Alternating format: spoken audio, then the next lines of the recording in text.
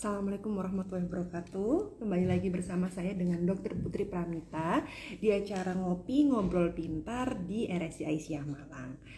Sambil menunggu yang join, kita menunggu dulu ya. Hari ini saya akan berbincang-bincang tentang kupas tuntas fakta dan mitos seputar hepatitis B. Hati-hati menjaga hati dengan narasumber kita yang nanti akan saya perkenalkan ketika sudah siap ya. Jadi kita tunggu terlebih dahulu sahabat-sahabat RSI dan sahabat RDI yang bergabung. Monggo yang belum bergabung silahkan bergabung.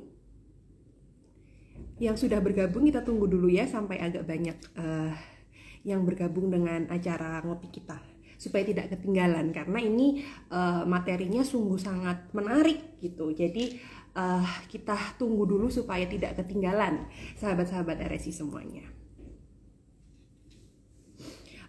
Sambil kita menunggu sahabat-sahabat RSI yang lain, kita undang dulu teman host saya yaitu Bapak Zulkifli dari RDI. Sebentar.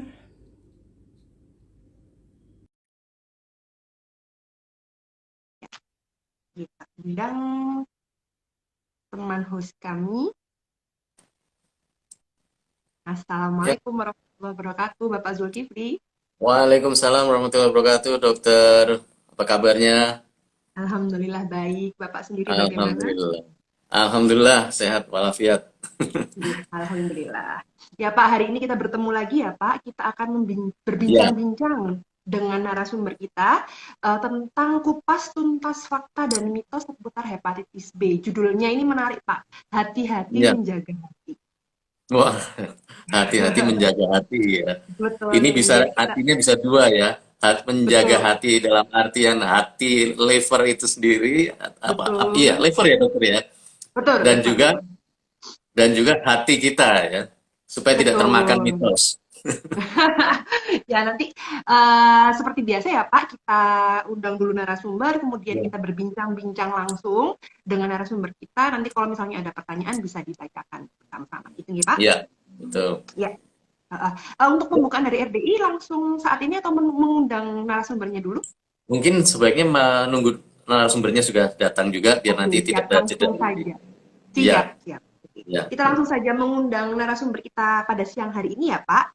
Saya iya. jelaskan lagi bahwa hari ini kita akan berbincang-bincang dengan materi yang sungguh sangat menarik tentang kupas tuntas fakta dan mitos seputar hepatitis B dengan judul Hati-hati Menjaga Hati. Dengan narasumber kita yaitu Dr. Bogi Pratomo, spesialis penyakit dalam KGEH, konsultan gastroenterologi, hepatologi.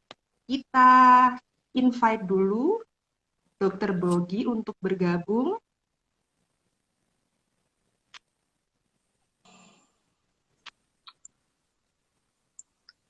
Oke, Assalamualaikum dokter.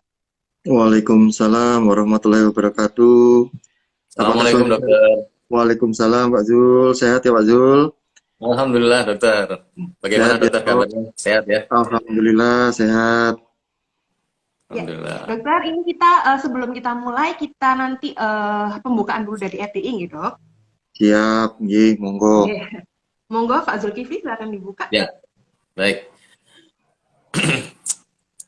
Radio Dakwah Islamiyah 107,7 RDFM Malang, media inspirasi, menyejukkan, dan mencerdaskan. Sahabat RDI, juga sahabat RSI, mitos adalah cerita atau kisah yang seolah-olah dianggap benar, padahal sebenarnya tidak.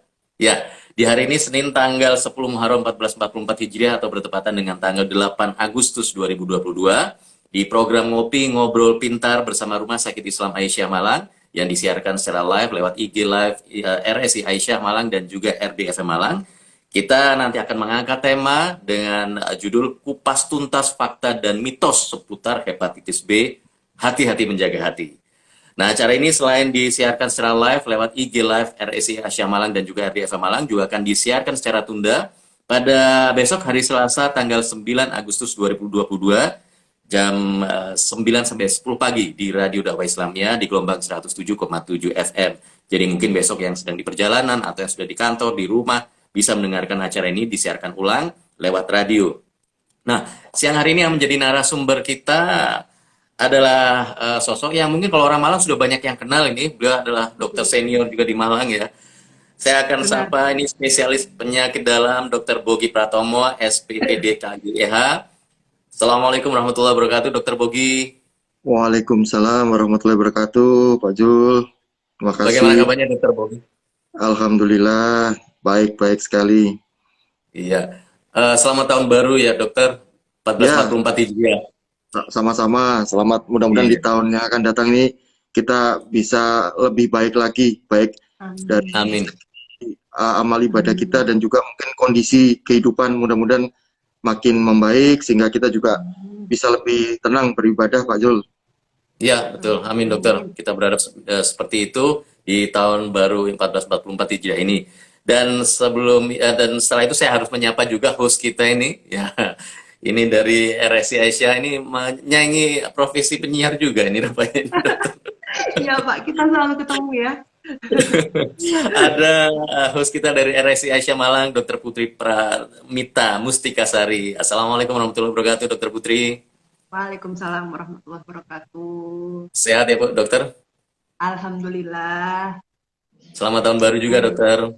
Ya, sama-sama Pak Zul. Mudah-mudahan seperti doanya Dokter Bogi ya Pak Zul. Mudah-mudahan di Iya, tahun ini sudah bebas COVID dan betul. kesehatan kita juga lebih dijaga lagi untuk di tahun Amin. baru ini. Amin. Amin, amin.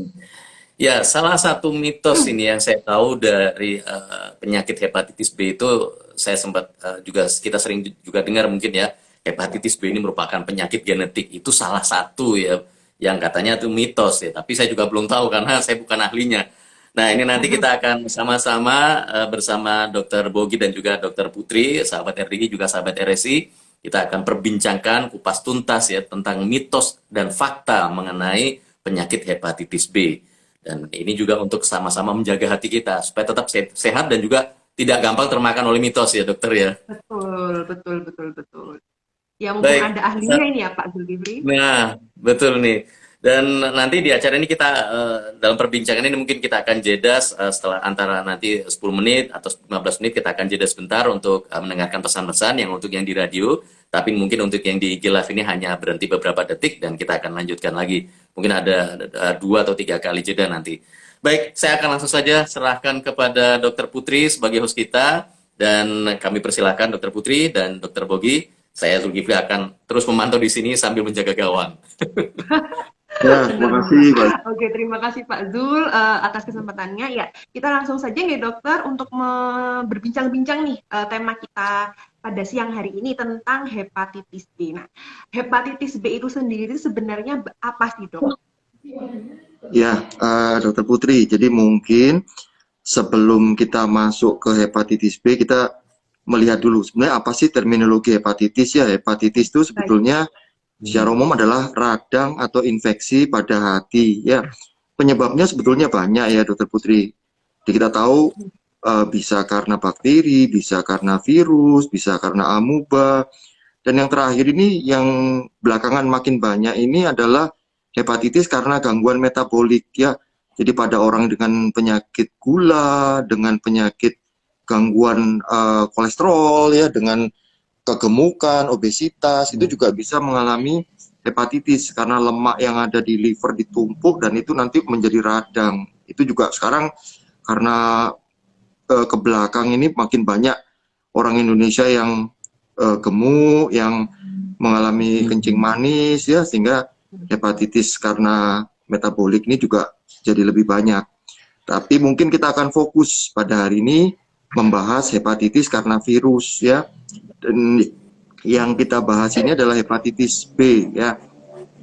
Ini ada mitos ya. Orang berpikir bahwa kalau hepatitis itu A, B, C, D, E, G itu berurutan. Jadi artinya kalau hepatitis A sembuh, masuk ke hepatitis B. Jadi parahnya itu kalau hepatitis C atau hepatitis D atau hepatitis E, wah ini parah ini. Padahal sebetulnya tidak ada kaitannya ya. Jadi penamaan itu sebetulnya berbeda-beda tergantung jenis virusnya. Jadi memang ada hepatitis A sendiri, ada B sendiri, C sendiri ya. Jadi tidak ada kaitan secara istilahnya urutan. Ya itu yang mungkin perlu kita luruskan. Jadi salah kalau dikatakan bahwa ini adalah sesuatu yang berurutan. Kenapa kok yang B yang kita bahas, Dokter Putri, pada hari ini? Ya, Karena yang B ini jumlahnya yang paling banyak. banyak. Jadi di Indonesia ini dari data sekitar tahun 2013 itu data terakhir yang kita punya yang ada di seluruh Nusantara ya. Data kita itu angka HBsAg positif itu sekitar 10%, Dokter Putri. Wah, Jadi bisa dihitung ya. Jadi kalau penduduk kita jumlahnya berapa, jadi artinya setiap 10 orang itu ketemu satu pasien hepatitis B gitu ya. Hmm. Tapi nampaknya belakangan sudah makin membaik ya. Jadi walaupun bukan data nasional karena kebetulan yang terakhir itu hepatitis nggak ikut dihitung ya. Tapi kalau dari data-data lokal itu rata-rata sekitar sekitar 5-6% ya. Jadi artinya sudah membaik, sudah makin menurun kasusnya. Demikian. Mungkin itu informasi awal dari Dokter Putri. oke, siap. Oke, berarti dari hepatitis B itu sendiri disebabkan karena virus hepatitis B nggih, Dok? Bukan yang Betul, bakteri, bukan amuba, bukan gangguan metabolik gitu ya. betul. Karena virus hepatitis B. Ya. Ya, kemudian gejalanya nih, Dok, kan kita sudah membahas tentang terminologi, kemudian penyebabnya. Gejalanya nih, bagi semua orang yang biasanya ditahu, pokoknya hepatitis itu identik dengan kuning, matanya, kulitnya, kemudian pipisnya seperti teh. Nah, apakah memang di hepatitis B itu gejalanya memang seperti itu? Nah, oke. Ini juga yang jadi masalah kita ya, Dokter Putri ya. Jadi pada hepatitis itu kalau kita selalu bilang, oh kalau sakit kuning hepatitis pasti harus ada Ya, kuningnya ya. ya. Tapi ternyata di hepatitis B dan hepatitis C, sekalian saya singgung sedikit, Ya. itu seringkali nggak bergejala seperti itu. Jadi pasiennya kadang cuma kayak orang flu biasa, Dokter Putri. Kayak orang demam, ada mual-mual, mau muntah.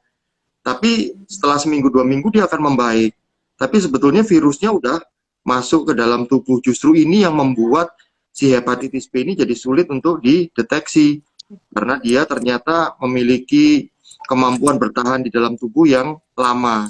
Ya, jadi pada pasien-pasien tertentu mungkin ada yang kuning, ya, ada yang menunjukkan suatu gejala yang nyata, pipisnya jadi berwarna teh dan sebagainya. Tapi itu cuman beberapa, artinya lebih banyak yang tidak bergejala. Itu yang menyebabkan kenapa kita perlu screening ya. Jadi kenapa sekarang masif ya dilakukan, mau sekolah, mau kerja, mau apa mendaftar sesuatu biasanya kita lakukan pemeriksaan. Dan juga orang sekarang juga sudah lebih aware, lebih waspada, sehingga kadang-kadang mau menikah pun ya diperiksa juga ya hepatitisnya. Biasanya itu ada yang secara personal, secara sadar melakukan pemeriksaan karena hepatitis B ini berbeda. Kalau yang hepatitis A itu hampir semuanya kuning, jadi lebih banyak yang kuning ketimbang yang enggak. Tapi di hepatitis B dan juga hepatitis C itu lebih banyak yang tidak ya. Jadi nampaknya cuma sakit ringan sembuh, tapi ternyata virusnya tetap ada di dalam tubuh dan nanti menimbulkan masalahnya bukan saat itu. Mungkin Hmm. 5 tahun, mungkin 10 tahun baru dia menimbulkan problem buat yang bersangkutan. Demikian Dokter Putri dan Pak Zul. Ya. Ya. Hmm.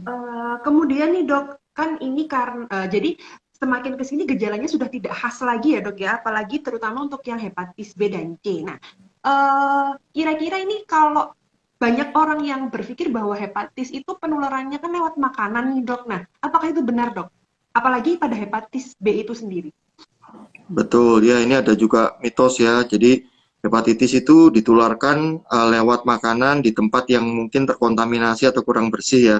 Ini Ya. juga suatu hal yang jadi mitos. Jadi tidak semua. Memang ada hepatitis yang ditularkan lewat makanan ya, seperti hepatitis A, hepatitis E itu memang lewat makanan. Jadi biasanya ada mungkin yang mengelola makanan tersebut, kebetulan lagi sakit atau kebetulan terkontaminasi virus tersebut, itu dia bisa ditularkan. Tapi yang B dan C ini nampaknya tidak terkait dengan apa yang kita masukkan lewat mulut ya. Jadi artinya kalau hepatitis B yang kita bahas pada hari ini juga hepatitis C dia tidak ditularkan lewat makanan, tetapi lewat komponen darah atau cairan tubuh yang mengandung virus hepatitis B dan hepatitis C. Demikian, Dokter Putri. Ya, kalau komponen darah dan cairan berarti kalau dari ibu ke anak yang ibu hamil yang sedang mengandung nih dok bisa ditularkan melalui itu ya dok cairan juga nggak dok ke anaknya? Ya, ini jadi suatu masalah yang sangat penting, Dokter Putri. Betul. Jadi kalau kita lihat, ya salah satu upaya untuk menghentikan atau memotong penularan adalah memotong penularan dari ibu ke bayinya. Kenapa ini penting? Karena ternyata di Indonesia itu sebagian besar penularan itu yang membahayakan itu adalah penularan dari ibu ke putranya. Jadi ada suatu karakteristik dari hepatitis B ini yang perlu kita perhatikan.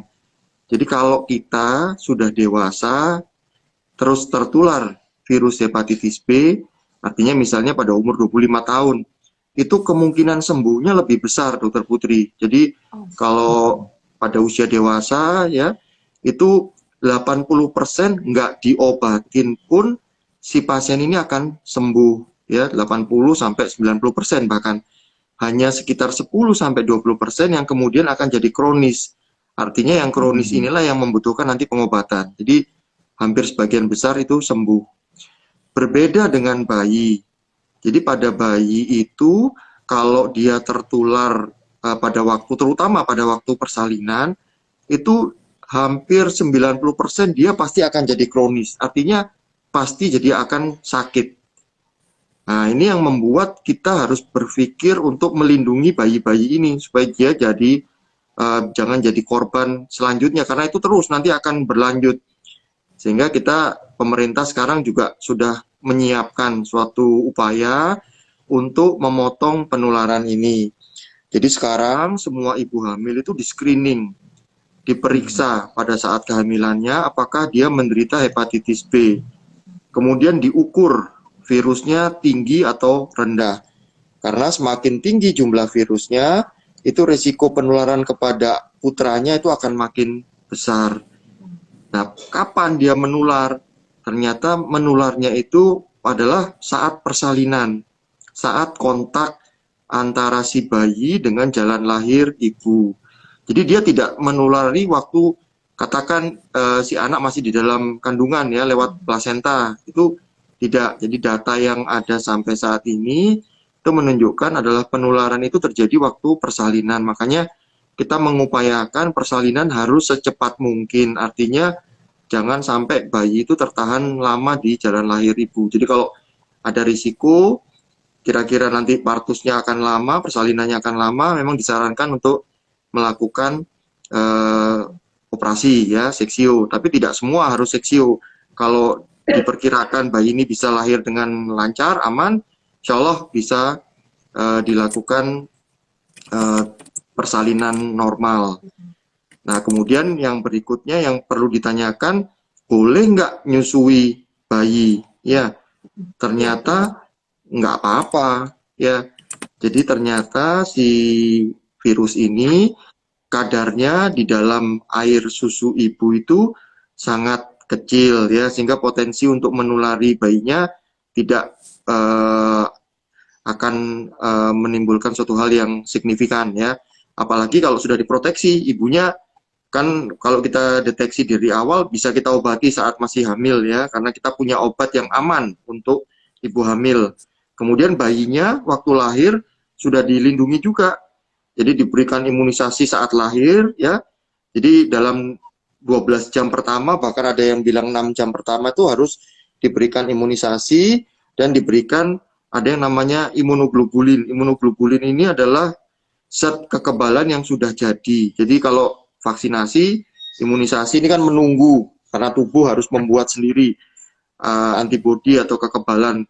Sedangkan bayi kan mungkin butuh waktu untuk bisa membentuk sehingga kita berikan yang disebut imunoglobulin dan ini disediakan secara free oleh pemerintah di pusat-pusat pelayanan semua ya. Jadi di puskesmas, perawatan ataupun di rumah sakit itu sudah disiapkan. Jadi dikoordinasikan aja dengan ibu bidan atau dokter yang merawat ya, supaya begitu lahir itu bayi dapat memperoleh kedua zat ini, vaksinasi atau imunisasi dan imunoglobulin.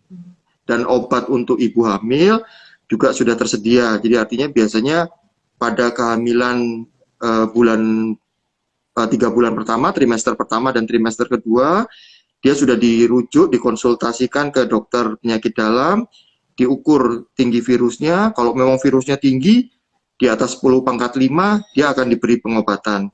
Tapi bila tidak terlalu tinggi atau di bawah itu, mungkin kita bisa observasi dan hanya melindungi bayinya saja. Jadi jangan ragu untuk menyusui bayi setelah persalinan ya. Jadi itu aman, insya Allah. Justru kita memberikan zat-zat protektif kepada si bayi. Demikian informasi yang bisa saya berikan, Dokter Putri dan Pak Zul. Ya. Siap, dokter. Oke, Pak Zul, monggo. Ya, Kita harus break baik. dulu. Iya, betul, dokter. Kita akan break dulu beberapa menit, tapi untuk di Instagram Live ini cuma beberapa detik saja, Dokter Bogi. Jadi, Oke. sahabat RSI juga sahabat RDI, jangan kemana-mana. Kita akan jeda sebentar. Kita akan dengarkan beberapa pesan-pesan terlebih dahulu yang untuk di radio. Dan sekali lagi, buat sahabat RSI juga sahabat RDI yang sedang menyaksikan Instagram Live siang hari ini, silahkan yang ingin bertanya, berkonsultasi langsung dengan Dokter Bogi, silahkan ditulis di kolom komentar, di kolom chat ya, pertanyaannya nanti akan kami bacakan, pertanyaan yang masuk terkait dengan tema kita di siang hari ini, kupas tuntas fakta dan mitos seputar hepatitis B. Jangan disia-siakan kesempatan ini, dan jangan lupa di layar Instagram atau di layar handphone Anda ada tanda hati ya. Nah, itu ditekan yang sebanyak-banyaknya, tanda hatinya, biar nanti muncul hati ini. Jadi kan kita ngomongin hati sekarang, makanya tanda hatinya jangan lupa untuk ditekan ya, sebanyak-banyaknya, biar nanti muncul hati-hatinya di sini. Oke, kita akan break dulu, saya Zulkifli akan kembali setelah beberapa pesan yang berikut ini.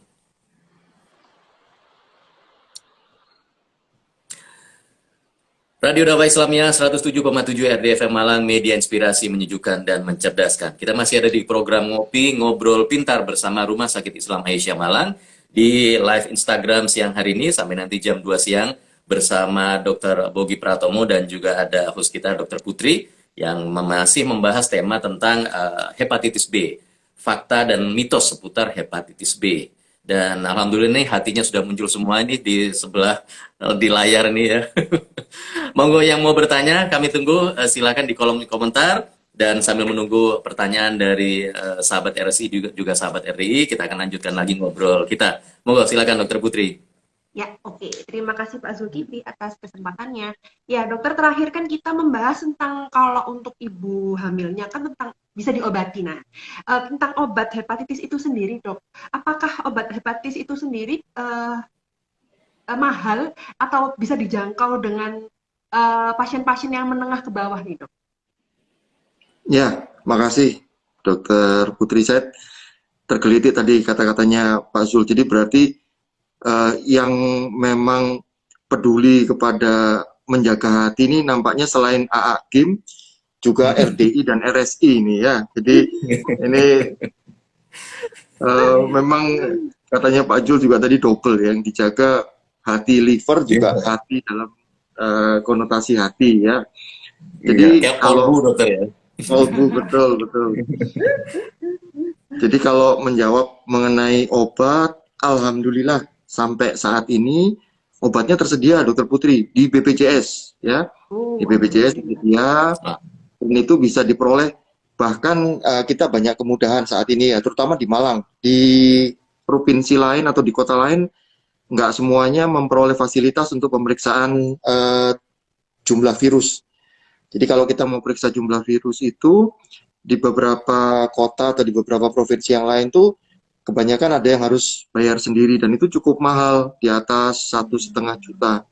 Alhamdulillah untuk di Malang ini di cover. Jadi kalau kayak seperti di puskesmas dirujuk ke RSI, kemudian RSI akan kita rujuk ke Rumah Sakit Saiful Anwar.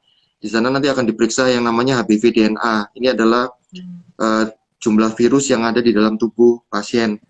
Kalau dia tinggi dan memenuhi syarat untuk pengobatan, satu hal juga ya Dokter Putri, saya sampaikan juga Pak Jul, tidak semua pasien dengan hepatitis B itu harus langsung diobati. Kadang-kadang ada pasien yang kita observasi dulu. Jadi ini kayak kita mau perang tuh harus ada strateginya. Jadi nunggu virusnya ini benar-benar ada di sirkulasi cukup, dan itu kita menunggu saat yang tepat baru kita berikan obat. Jadi supaya kalau virusnya sedang sembunyi, sedang tidur di dalam sel-sel hati, kita kasih obat, dia nggak akan terlalu bermanfaat ya. Jadi kita menunggu sistem imun bagus, kita menunggu virus ini dalam kondisi yang memang rentan untuk dibunuh, nah baru kita berikan obat. Jadi untuk teman-teman yang punya hepatitis B dan tiap kali kontrol kok cuman disuruh kontrol toh nggak dikasih obat, hanya dikasih vitamin, itu jangan terus merasa waduh saya nggak diobatin, jangan ya. Memang kita memang menanti atau menunggu saat yang pas untuk mengobati, karena hepatitis B ini adalah salah satu virus yang paling cerdas, paling pinter, dan sampai saat ini terus terang kalau kita bilang kita itu tidak bisa memperkirakan sampai kapan kita mengobati. Berbeda dengan hepatitis C. Kalau hepatitis C itu waktunya pasti. Jadi kita ngobatin itu 3 bulan, 6 bulan, dan itu angka kesembuhannya sampai 90%. Sedangkan di hepatitis B ini masih banyak yang mungkin belum memahami. Jadi kita itu angka kesembuhan kita hanya sekitar 5-10% yang benar-benar bisa sembuh. Sedangkan yang lainnya itu walaupun tidak sembuh tapi dia terkontrol. Itu yang menyebabkan kenapa obat harus diminum dalam jangka waktu yang panjang. Dan tadi sudah disampaikan bahwa obatnya diberikan oleh BPJS. Jadi sebenarnya tidak ada masalah. Cuman memang ada sedikit mungkin ada miskomunikasi di beberapa tempat. Begitu HBV DNA-nya negatif, dianggap sudah sembuh, sehingga obatnya dihentikan, dianggap udah nggak perlu obat, ini sudah sembuh.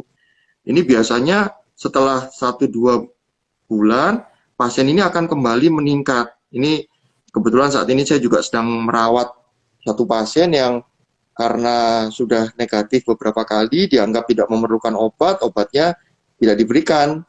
Nah, ternyata setelah beberapa bulan, 3 bulan kalau saya tidak salah, dia muncul kembali bahkan tinggi sekali. Ini SGOT, SGPT-nya sampai 1000 lebih. Dengan bilirubin sampai di atas 20. Jadi itu menunjukkan suatu proses akut yang hebat. Ini yang sebenarnya tidak kita kehendaki. Jadi kita selalu menyampaikan bahwa walaupun sudah negatif, pasien tetap harus minum obat dan dipantau. Kalau mau dibilang sembuh itu kalau sudah terbentuk antibodi terhadap hepatitis B, dan itu relatif sangat jarang ya Pak. Saya sampaikan tadi sekitar 5 maksimal 10% dari semua yang kita obati. Jadi itu yang menyebabkan memang harus ada komunikasi yang baik antara pasien, dokter, dan penyedia layanan kesehatan supaya pasien ini tetap bisa mendapatkan obat secara gratis dalam jangka waktu yang tetap ditentukan oleh dokter. Demikian yang bisa saya sampaikan. Oke, ya terima kasih Dokter Bogi atas penjelasannya. Ini info baru ya Pak. Sebenarnya saya sendiri sebagai dokter juga baru tahu tentang hal ini ya. Terima kasih Dokter Bogi sudah menjelaskan info-info baru seputar hepatitis B. Nah, sepertinya saya sudah melihat ada beberapa pertanyaan nih Pak di kolom komentar. Monggo Bapak Zulkifli yang membacakan pertanyaan pertama. Baik, ini pertanyaan pertama dari akun Erlangga 3110. Pertanyaannya, mohon izin apakah hepatitis B dan C itu sama? Kemudian apakah akan menurun ke anak jika anak ibu hamil ya, jadi ibunya hamil. Tadi mungkin sudah dijelaskan tapi mungkin agak terlambat mungkin ikut acara ini. Mungkin bisa dijawab Dokter Bogi. B dan D ya Pak, maaf kurang jelas. B dan C, ya. Hepatitis B dan C, apakah itu sama? Enggak, jadi hepatitis B dan D berbeda, cuman hepatitis D itu tidak bisa. C, dokter. Oh, C. Hepatitis C, ya, C. Oh, sorry. Jadi sekalian saya jelasin deh Pak Jul. Jadi kalau B sama D itu berbeda, tapi D itu hanya bisa hidup kalau ada B. Dia kayak parasit. Dia nggak bisa menginfeksi orang, hanya tunggal. Jadi dia pasti dari pasien hepatitis B baru dia numpang di situ untuk yang D. Sedangkan yang C tentu berbeda. Jadi kalau secara karakteristik Pak, yang C ini sekarang lebih banyak itu di ini Pak, kayak pengguna obat terlarang ya. Jadi orang-orang yang berganti jarum suntik misalnya ya Pak ya, berganti jarum suntik. Jadi saling saling bertukar jarum suntik. Jadi orang-orang dengan pengguna narkoba. Kemudian ini orang-orang yang menggunakan tato atau tindik dengan alat yang tidak steril itu juga harus dihindari. Ya itu karena Hmm. bisa menularkan. Juga mungkin kita harus waspada kalau di cukur ya, mungkin di tukang cukur sebaiknya sih menggunakan Hmm. alat untuk seperti silet itu yang tunggal ya, artinya satu orang satu, tidak berganti-ganti. Dulu kalau zaman dulu di Indonesia itu kan kalau suntik masih gantian ya Pak Zul, satu jarum itu Iya. bisa mungkin lebih dari 5 orang ya, itu juga salah satu tempat penularan hepatitis B dan C. Atau transfusi, Hmm. dulu 10 tahun yang lalu mungkin transfusi itu menjadi salah satu sumber karena tidak di screening dengan baik, tapi sekarang PMI kita udah sangat canggih. Jadi kenapa Ya. kok darah itu bayar? Kan mesti orang kalau minta darah kok bayar, katanya gratis, yang donor Iya. gratis. Sebetulnya yang dibayar itu adalah dana pemeriksaan untuk ini screening tadi. Periksa hepatitis Hmm. B, periksa hepatitis C, periksa sifilis, periksa HIV.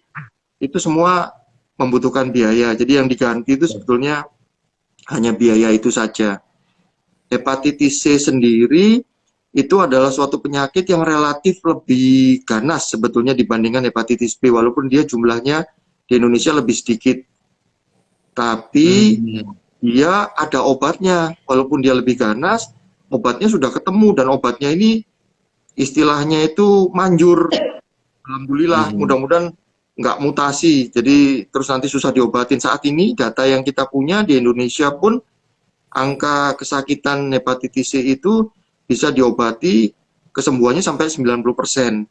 Dan yang Hmm. alhamdulillah lagi obatnya ada Pak, ada program. Kebetulan Jawa Timur ini salah satu provinsi yang mendapatkan obat program dari pemerintah.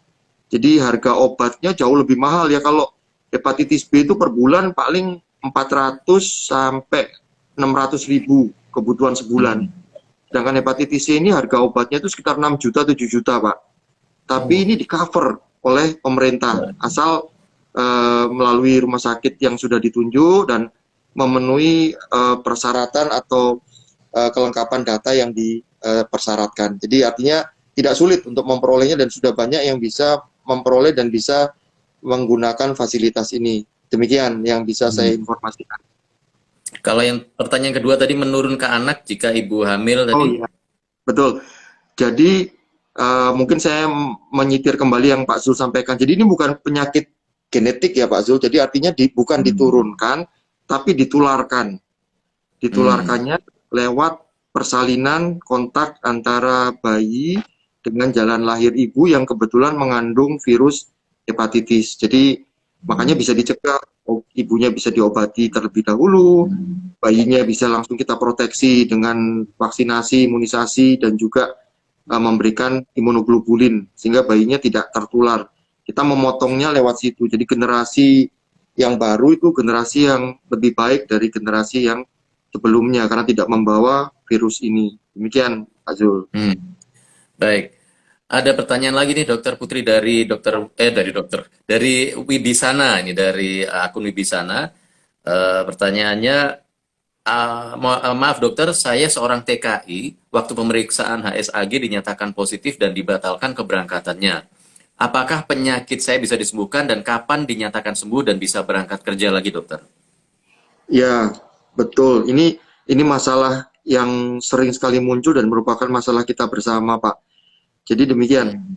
Pada orang-orang yang HBsAg-nya positif, perubahan menjadi negatif itu seperti yang saya sampaikan tadi, hanya 5 sampai 10%, ya. Hmm. Jadi sebetulnya memang kalau kita bilang mungkin ini bisa diobati, tapi hepatitis B yang diukur dalam darah HBsAg-nya itu mungkin tidak bisa hilang dalam waktu yang singkat gitu. Jadi dia harus melalui suatu fase yang cukup panjang.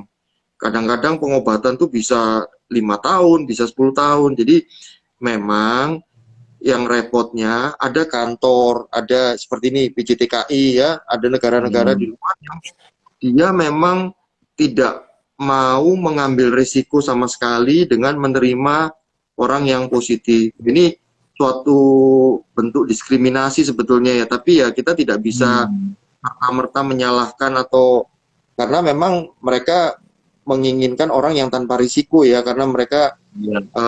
kalau sakit di sana nanti pengobatannya mengembalikan ke Indonesia itu mungkin butuh dana yang tidak sedikit, sehingga mereka sudah memberikan suatu syarat yang demikian tinggi. Tapi kalau di Indonesia sendiri, kami dari Perhimpunan Peneliti Hati Indonesia juga sudah berkolaborasi dengan beberapa eh, kementerian ya, jadi dari Kementerian Kesehatan, Kementerian Tenaga Kerja untuk memperjuangkan hak-hak daripada tenaga kerja yang menderita hepatitis B ini.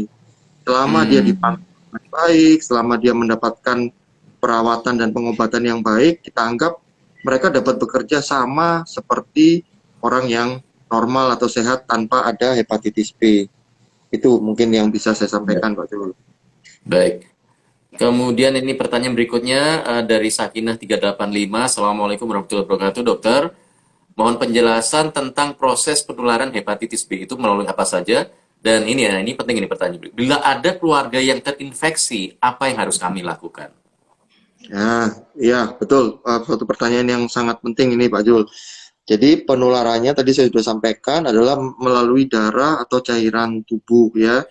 Artinya dia bisa perpindahan darah dari satu orang ke orang yang lain, dalam hal ini adalah orang yang sakit ke orang yang sehat, tapi harus melalui suatu jejas ya, jadi tidak bisa orang yang utuh kulitnya intak ketularan itu sulit ya, jadi dia butuh suatu media, jadi seperti tadi jarum suntik misalnya ya, atau tinde atau tato yang kebetulan digunakan bersama-sama antara orang yang sakit dengan orang yang sehat ya.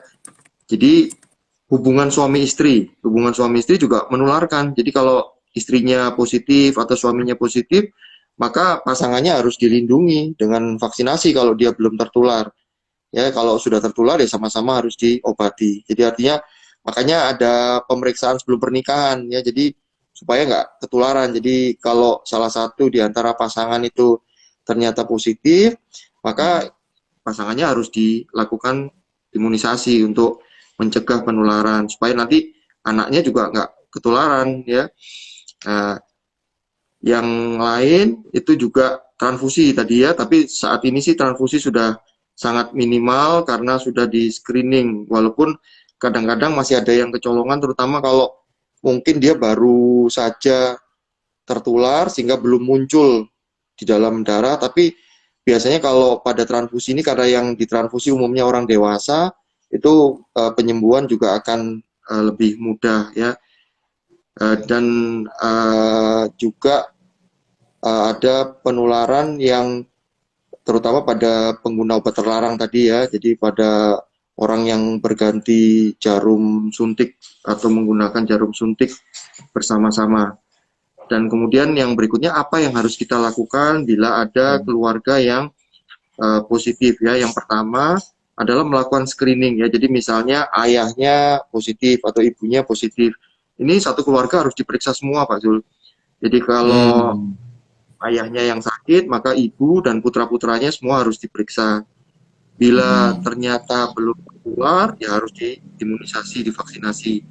Sedangkan bila sudah tertular, ya kita pantau ya. Jadi nanti kita evaluasi mana yang perlu diobati, mana yang cukup diobservasi saja.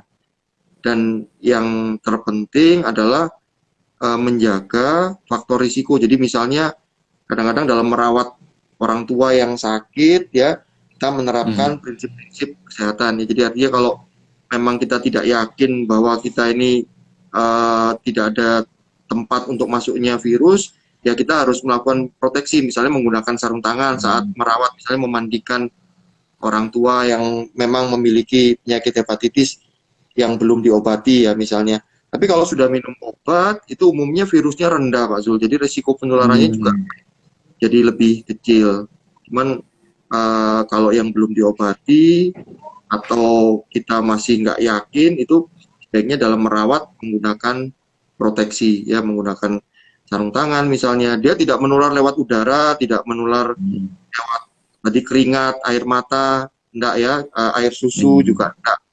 Jadi hanya lewat darah dan cairan terutama yang dari kelamin ya Pak. Jadi makanya dia ditularkan lewat hubungan suami istri. Mungkin itu yang bisa saya sampaikan dan bisa menjawab. Ya, baik. Baik, Dokter Putri, juga Dokter Bogi, kita akan break lagi sejenak untuk beberapa detik di Instagram Live ini, dan untuk yang di radio mungkin 1 atau 2 menit, karena kita harus ikuti beberapa pesan yang akan lewat beberapa saat ini. Dan untuk sahabat RSI, juga sahabat RDI yang ingin bertanya, masih kita buka kesempatan untuk menuliskan di kolom chat, di kolom komentar pertanyaannya. Ini sudah ada beberapa yang masuk, yang nanti juga akan kami bacakan. Dan nanti setelah break, saya Zulkifli akan kembali lagi di Ngopi Ngobrol Pintar bersama Rumah Sakit Islam Aisyah Malang dan Radio Dakwah Islamiyah 107,7 RDFM Malang.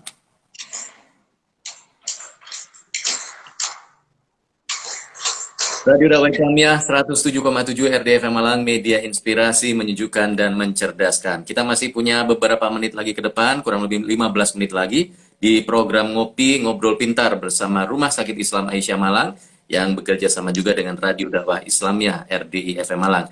Jangan lupa acara ini selain bisa diikuti pada saat live siang hari ini, Anda juga bisa ikuti siaran tundanya besok hari Selasa tanggal 9 Agustus jam 9 sampai jam 10 pagi di Radio RDI FM di gelombang 107,7 FM. Jadi mungkin yang tadi sempat nonton terlambat atau mungkin nggak sempat lagi untuk mengikuti video atau rekaman dari acara ini, besok bisa juga menyaksikan atau mendengarkan lewat Radio Dakwah Islamiyah. Baik, silakan untuk yang mau bertanya, kami tunggu. Dan itu tuh ada sudah yang bergabung ya, Dokter Putri, yang bertanya itu di kolom komentar sepertinya.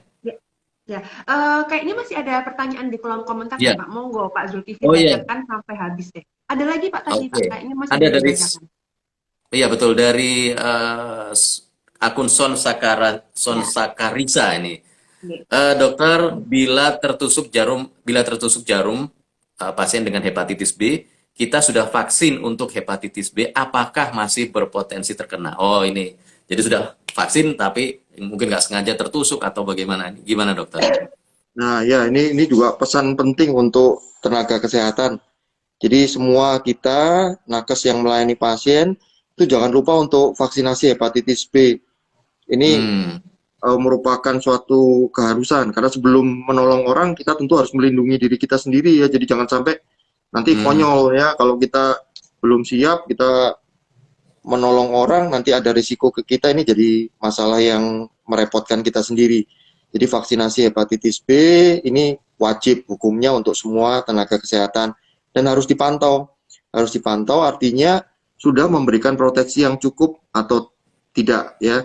Jadi setelah vaksinasi selesai 3 kali ya, jadi pemberiannya pada bulan ke 0, ke 1 dan ke 6 ya. Kemudian setelah itu kita upayakan untuk cek hasilnya. Bila dia angkanya sudah di atas 100 itu sudah sangat melindungi. Kalau nanti ternyata hasilnya antara 10 dan 100 sebaiknya diberikan booster.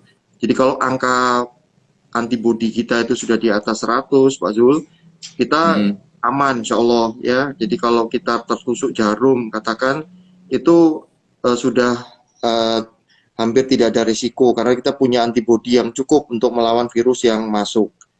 Yang perlu kita perhatikan adalah juga tentu lebih berhati-hati karena ya dalam pekerjaan tuh kadang-kadang ada capek, ada ngantuk ya yang bisa menyebabkan kita terus agak lengah sehingga bisa tertusuk jarum atau ya kena mungkin botol atau benda tajam yang lain yang pada saat kita melakukan perawatan pada pasien dengan hepatitis B. Jadi yang penting kita harus lihat status pasiennya ya.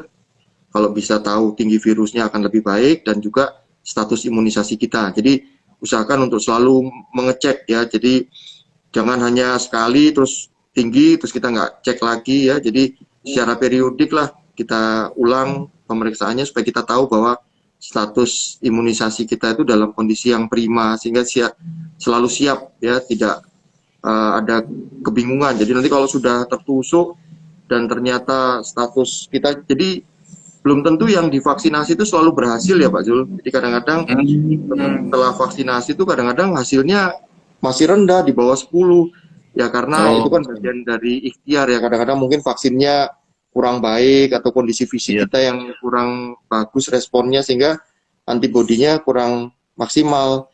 Nah, Nah, itu perlu diulang atau diberikan kembali. Jadi makanya jangan lupa untuk selalu mengecek supaya kita nggak ada rasa khawatir akan tertular dari pasien yang kita layani, supaya pasiennya sehat, tenaga kesehatan yang melayani juga tetap sehat. Demikian Pak Zul. Ya. Oke, mudah-mudahan cukup jelas untuk Son Sakarisa yang tadi sudah bertanya. Dan silakan untuk yang lain yang ingin bertanya, kita masih mungkin punya waktu beberapa menit lagi. Yang ingin menuliskan di kolom komentar pertanyaannya, moga silakan bisa langsung konsultasi dengan Dr. Bogi yang akan menjawab pertanyaan terkait tema kita, mitos dan fakta seputar hepatitis B. Baik, monggo Dr. Putri, silakan kalau mungkin ada pertanyaan yang juga sudah masuk mungkin di sana. Ya, ini ada 10 menit terakhir ya Pak. Mungkin ada Ya. dua pertanyaan terakhir ya Dok? Dari saya ya Dok. Kalau dari kolom komentar kan sudah habis ya Pak Zulkifli ya. Jadi saya bacakan yang masuk dari saya saja. Nah, ini tadi kan kita sudah membahas hepatitis B itu bisa menyerang ibu dan bayinya. Nah, kalau anak-anak nih Dok, apakah bisa juga tertular hepatitis B Dokter? Ya, bisa ya Dok. Jadi artinya sebetulnya di semua umur bisa. Dan risiko untuk menjadi kronis itu akan makin besar seiring dengan usia yang makin muda ya. Jadi artinya makin dewasa seseorang yang tertular itu biasanya hasil akhirnya akan lebih baik ya. Jadi kalau di dewasa angka kesembuhannya makin tinggi, sedangkan di bayi dan anak-anak umumnya dia akan jadi memiliki potensi untuk kronis lebih besar. Cuman seperti yang saya bilang, untuk hepatitis B ini umumnya gejalanya tidak terlalu nyata, sehingga seringkali orang tua menganggap ini hanya flu biasa, karena setelah seminggu mungkin si anak sudah kembali bisa beraktivitas normal. Problemnya baru akan muncul mungkin 10-20 tahun kemudian. Jadi hepatitis B ini juga pintar dia memanfaatkan situasi. Jadi kalau fisik kita masih baik, itu seringkali dia tidak bergejala ya, tapi nanti kalau ada kondisi-kondisi yang menurunkan daya tahan tubuh kita, dia baru akan muncul nyata ya. Kecuali untuk yang bayi tadi ya, seringkali yang terkena pada saat persalinan itu munculnya lebih awal. Jadi di usia 20-an tuh kadang-kadang sudah timbul gejala-gejala yang berat, sehingga banyak kasus itu ibunya masih bertahan sampai sepuh, sampai usia tua, tapi putranya sudah mendahului karena terkena hepatitis ini. Jadi mungkin ibunya ini tertularnya sudah dewasa ya, sehingga dia proses pertahanan tubuhnya sudah lebih baik, sehingga perjalanan penyakitnya lebih landai. Sedangkan si putranya ini yang kena pada usia bayi, itu umumnya lebih berat, perjalanannya lebih cepat. Jadi pada usia 20-30 tahun kadang sudah jadi kanker hati, sudah jadi pengerutan hati yang kita sebut dengan sirosis ya. Jadi hepatitis B ini ujung-ujungnya adalah dua kondisi yang paling kita tidak senangi, tidak sukai, adalah sirosis hati atau mengkerutnya hati dan berubah menjadi kanker hati. Ini dua penyakit yang pengobatannya sulit dan membutuhkan biaya yang besar dan panjang pengobatannya, sehingga makanya lebih baik mencegah daripada kita mengobati. Itu prinsipnya, Dokter Putri. Siap. Dokter, pertanyaan terakhir nih. Nah, saya jadi kepikiran, kan hepatitis B ini kan bisa menyerangnya 5-10 tahun, bahkan 20 tahun lagi. Ini mirip dengan HIV AIDS, Dokter. Nah, HIV AIDS dan hepatitis B itu bagaimana, Dok? Apakah related atau memang berbeda, atau bagaimana, Dokter, penjelasannya? Betul, ya. Kalau selama ini kan kita selalu khawatir banget ya sama HIV. Kalau kita mendengar orang HIV itu yang terbayang sudah pasti sangat berat dan sangat fatal ya, angka kematiannya tinggi. Tapi justru data yang ada di Asia Tenggara terutama, ini mengejutkan ya. Jadi ternyata hepatitis B itu angka kematiannya jauh lebih tinggi dibandingkan HIV AIDS, dibandingkan TB paru dan malaria ya. Ini kan mungkin nggak kita sadari ya, sehari-hari kita menganggap hepatitis itu kayak penyakit yang biasa gitu ya, tapi ternyata itu angka kematiannya tinggi dan menghabiskan sumber dana yang besar, padahal dia bisa dicegah. Satu hal lagi yang harus kita waspadai, ternyata obat ini kan penyembuhannya jelek ya Dokter Putri ya, hanya 5-10% yang benar-benar kita bilang sembuh ya. Makanya orang sudah mulai mencari alternatif untuk lebih fokus, lebih concern di pencegahan. Jadi bagaimana caranya supaya orang jangan sampai tertular hepatitis B, karena mengobati lebih susah. Harapan sembuhnya tidak begitu bagus, obatnya mungkin jangka panjang ya, walaupun obatnya murah ya 400-600 ribu, tapi kalau 30 tahun, 40 tahun ya jadi mahal juga kan ya. Jadi lebih murah vaksinasi. Ya vaksinasi itu mungkin satu seri nggak sampai 300-400 ribu lah itu untuk 6 bulan itu ya. Jadi memang kita harus waspada, lebih baik mencegah. Dan sekarang juga banyak kasus HIV AIDS yang double ya Dokter Putri. Jadi orang HIV plus hepatitis B, karena kan penularannya hampir sama nih, biasanya lewat jarum suntik ya, lewat tindakan-tindakan yang pada pengguna obat-obat terlarang. Apalagi biasanya juga ini ada, biasanya kalau obat terlarang tuh hubungannya sama hubungan suami istri yang tidak normal atau tidak wajar atau tidak benar ya, bukan dengan pasangan sendiri ya. Itu kan juga potensi menularkannya besar. Jadi nah ini pelanggaran-pelanggaran inilah yang kemudian akan memperbanyak angka HIV plus hepatitis B, HIV plus hepatitis C. Ada juga kombinasi yang 3 ya, ada yang pasien tuh HIV plus hepatitis B dan hepatitis C. Jadi ya saya kira makanya kalau kita bisa kembali ke pola hidup sehat yang diajarkan oleh Al-Quran dan Rasulullah, saya kira kita bisa juga mencegah penyakit-penyakit yang membuat banyak fatal ini. Demikian Dokter Putri. Ya, terima kasih Dokter Bogi atas penjelasannya yang sudah sangat panjang dan sudah sangat bermanfaat ya untuk kita semua. Ini sudah tinggal 4 menit lagi nih Pak Zulkifli, kayaknya kita harus sudah tutup ya. Nggak kerasa ini bincang-bincang kita pada siang hari ini ternyata ya. Betul. Cukup Baik, kalau gitu saya akan interaktif. tutup dulu. Oke, Betul, siap. betul. Dan ini pesertanya juga cukup banyak ini ya. Tadi sempat mencapai 40 lebih ini ya. Betul, antusiasme Baik. siang ini tuh sangat tinggi ya Pak Zulkifli. Ya, mudah-mudahan bukan karena banyak kena penyakit hepatitis B ya. Alhamdulillah jangan dong.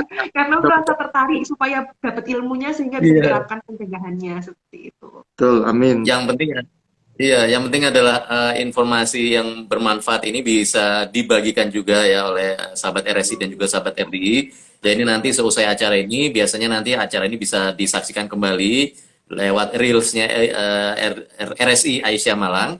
Jadi itu bisa nanti disalin tautannya atau linknya ya, dibagikan ke WhatsApp group atau dibagikan ke sana keluarga, family kita, teman-teman kita, supaya nanti lebih banyak lagi yang bisa mendapatkan manfaat dari program yang sangat menarik ini. Baik, saya akan tutup dulu untuk siang hari ini. Terima kasih banyak Dokter Bogi waktunya dan ilmunya. Oh ya dokter, saya ingin tanya dulu sebelum kita tutup. Kalau di RSI, Pak Zulkifli kayaknya masih penasaran. iya, Ya, monggo, Pak, satu terakhir ini ya, Pak. pasti ada yang bertanya ini. Kalau praktek Oke, hari apa ini di RSI Aisyah? Atau di jam berapa saja? Nah, contoh di RSI hari Kamis dan Jumat, Pak Zul. Ba'da Hari Kamis Isya. dan Jumat. Ya, Ba'da Isya ya. ya. Oke, jadi mungkin bagi yang ingin ketemu langsung masih belum puas kalau lewat live ini, nah mungkin bisa langsung datang konsultasi ke Dokter Bogi nih di RSI Aisyah Malang yang ada di Monggo, Jalan insyaallah. Sulawesi ya. Siap, ya. Dan Pak, ini juga apa Pak Zul, ini? Ya. sekalian ini saya sampaikan nih, RSI Aisyah kebetulan sekarang punya suatu alat yang berkaitan untuk deteksi penyakit di saluran cerna ya. Jadi kita punya alat Ya. kolonoskopi yang baru, dan ini bisa digunakan oleh semua fasilitas ini oleh semua pasien baik umum maupun BPJS. Ini saya kira suatu hal yang juga merupakan, jadi untuk mendeteksi penyakit hati yang sudah parah, misalnya ada perdarahan saluran cerna, itu kan salah satu komplikasi dari penyakit hati. Kita juga menggunakan alat ini, endoskopi dan kolonoskopi. Ya. Alhamdulillah sudah RSI bisa diakses oleh semua, dan juga saya kira biayanya juga bisa digunakan untuk dari BPJS. Demikian. Iya. Baik, terima kasih Dokter Bogi. Tadi Dokter Putri mau bertanya apa tadi ke saya? Enggak. Mungkin sebelum ditutup nih, dari penutup Dokter Bogi dulu nih sebaiknya, Pak. Kan ini belum dibuat kesimpulannya. Nah, mungkin ada penutup dari Dokter Bogi terlebih dahulu, Dok. Mungkin kata-kata terakhir sebelum kami tutup, Dokter. Ya, terima kasih Dokter Putri, Pak Zul. Jadi saya ingin menyampaikan bahwa ini kebetulan 2 minggu yang lalu, 28 Juli itu adalah Hari Hepatitis Sedunia. Nah, ini merupakan suatu tonggak dan hari ini kebetulan saya rangkaikan juga jadi salah satu upaya untuk memperingati Hari Hepatitis Sedunia. Target kita semua itu 2030 kalau bisa kita bebas hepatitis. Ya walaupun itu kayaknya terlalu ambisius, tapi kita harus berusaha dan optimis bisa mencapai itu. Minimal kita mengurangi terus jumlah penderita hepatitis B di Indonesia, terutama di Jawa Timur dan di Malang ya. Karena sudah tersedia berbagai fasilitas, baik itu dari pemeriksaannya, obat-obatnya juga sudah tersedia, tinggal mungkin kesadaran kita untuk peduli, untuk melakukan pemeriksaan, untuk melakukan screening, karena seperti yang kita tahu, mengobati itu tidak selalu memberikan hasil yang maksimal. Jadi kalau pada hepatitis B, pencegahan adalah upaya yang paling baik. Insya Allah kalau kita niatkan bersama-sama, kita bisa melakukan ini semua. Itu mungkin yang ingin saya sampaikan. Terima kasih banyak Dokter Putri dan Pak Zul. Ya, sama Dokter Bogi. Nggih, sampun monggo Pak Zulkifli untuk ditutup acara ini. Baik, terima kasih Dokter Bogi dan juga Dokter Putri, dan untuk sahabat RSI juga sahabat RDI, jangan lupa untuk ikuti terus program Instagram Live Ngopi Ngobrol Pintar di Instagram RSI dan RSI Asia Malang dan juga RDI FM Malang. Dan sekali lagi kami ingatkan besok acara ini akan disiarkan secara tunda hari Selasa tanggal 9 Agustus jam 9 sampai jam 10 pagi. Nah, sahabat RDI juga sahabat RSI, kesehatan yang baik itu bukanlah sesuatu yang dapat kita beli, namun sesuatu yang menjadi tabungan yang sangat berharga. Saya Zulkifli pamit, sampai ketemu lagi. Kita tutup dengan doa kafaratul majelis. Subhanakallahumma wa bihamdika asyhadu an la ilaha illa anta astaghfiruka wa atubu ilaik. Wassalamualaikum warahmatullahi wabarakatuh. Waalaikumsalam warahmatullahi wabarakatuh. Terima kasih. Sudah menemani saya. Terima kasih, siang Dokter. ini. Dokter Bogi juga terima kasih. Saya tutup ya Dok ya. Mudah-mudahan bincang-bincang kali ini bermanfaat untuk kita semua. Mudah-mudahan kita bisa bertemu lagi di acara ngopi dengan materi yang lain gitu Dok. Ya. Saya kira saya sebagai host RSI mohon pamit. Terima kasih, mohon maaf sebelumnya. Wassalamualaikum warahmatullahi wabarakatuh. Waalaikumsalam warahmatullahi wabarakatuh. Terima kasih.